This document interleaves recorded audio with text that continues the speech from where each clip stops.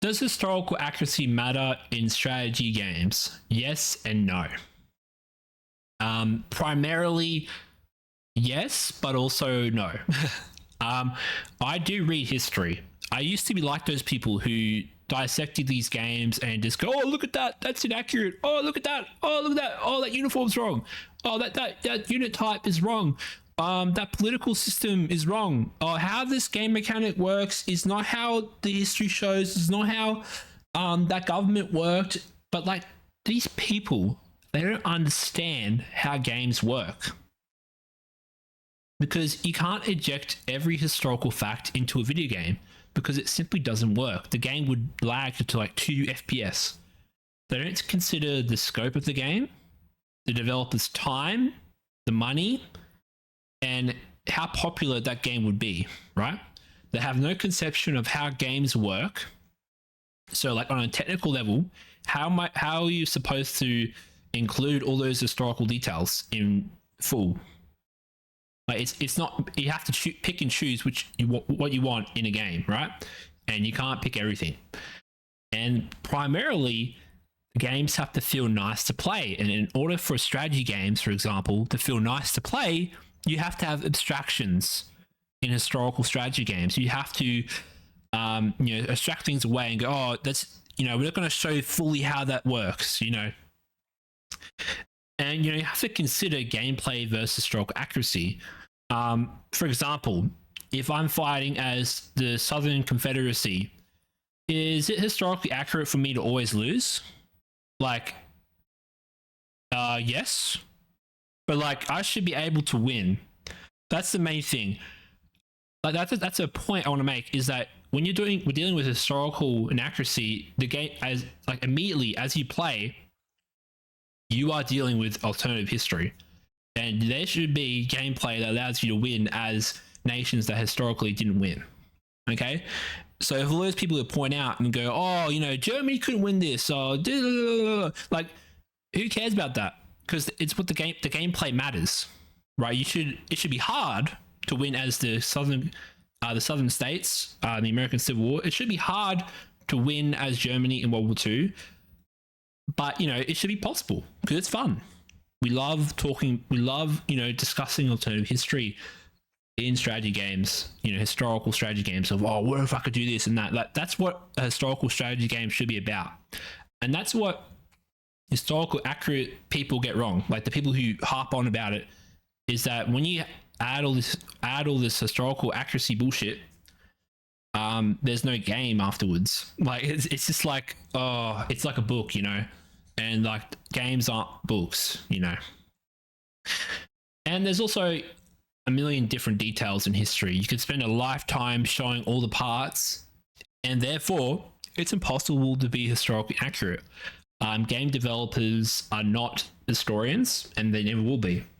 They can do research, obviously. They can do great research, in fact, but they can't, be at that level of, historians and, all that sort of jazz. And some parts of history are obscure. There's no sources sometimes, and therefore the developer has to make a decision on what's best for the game and what's not. If they include a feature that's like, oh, partly accurate, but it's not, like, who cares? Like, as long as it has authenticity, I'm fine with it. But don't take this as me accepting the rewriting of history for political motives. That is not okay. Again, I hate people who strawman me. It happens all the time in my videos. People strawman me and say, oh, you're saying this and that. I'm like, no, I didn't. If you listen to my video, I didn't actually say that. So just listen carefully. Because, okay, so every person or developer is going to have their bias. And it's okay to have a bias. That's how humans work. We all have biases, right? So for me, I recognize my study of history is in a Eurocentric lens, and I cover games that are Eurocentric. And that's okay. It's okay to be Eurocentric. It's just a specialization. I'm not going to be well versed in ancient history in, China, for example. And that's okay. Someone else will be. But all these people like asking for like all the whole world to be covered, in the same accurate lens as Europe. It depends on the game. For example, if we're covering Victoria 3, does every culture or every African culture have to be represented?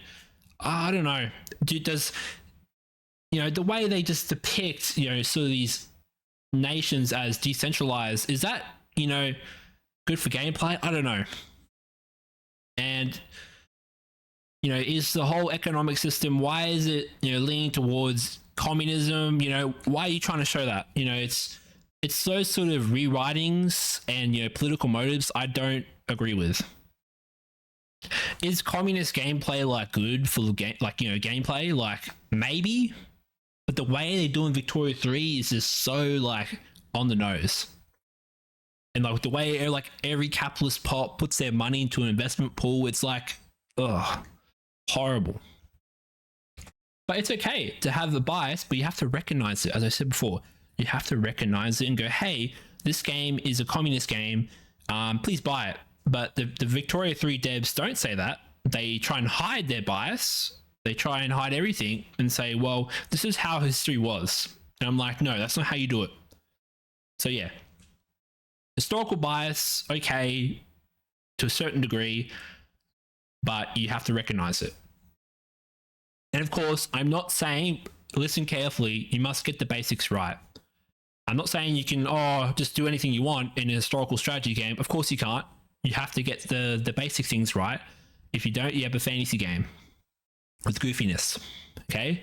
But you also, people who get hung up on province details or how the map should look, on a historical strategy game, those are very minor details. They're not going to have any bearing on the gameplay at all.